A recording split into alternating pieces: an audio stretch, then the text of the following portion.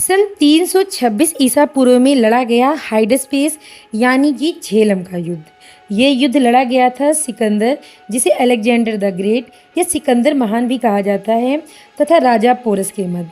Greek accounts के अनुसार इस युद्ध में सिकंदर को राजा पोरस द्वारा कड़ी टक्कर दी गई, लेकिन अंत में सिकंदर अपनी कूटनीति व युद्ध कौशल से युद्ध को जीत गया।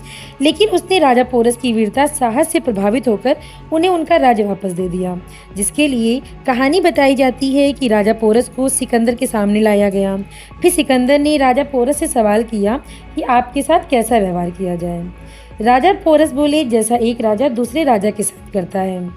इस उत्तर से सिकंदर इतना खुश हुआ कि उसने राजा पोरस को जीता हुआ उनका राज्य वापस लौटा दिया, और साथ ही उसने कुछ ऐसे क्षेत्र भी राजा पोरस को दिए जो उसने विजित किए थे। मतलब कि जो सिकंदर विश्व विजय का स्वप्न देखता है, जो इस हद तक महत्वाकांक्षी है कि वह अपनी सेना के साथ लगातार कई वर्षों से विश्व विजय की राह पर अग्रसर है, जिसने ईरान, सीरिया, मिस्र, मेसोपोटामिया, बेबीलोनिया पर विजय प्राप्त करी, जिसने इतने बड़े पर्शियन साम्राज्य को नष्ट कर डाला, वह इतने से जवाब से इस हद तक खुश हो गया कि उसने अपने विश्व विजेता के स्वप्न को ही ठहराव दे दिया और व्यास नदी पार किए बिना ही वापस लौट गया। इस पूरी कहानी में ही अनेक ऐसी बातें हैं जो कि तर्कसंगत नहीं लगती हैं।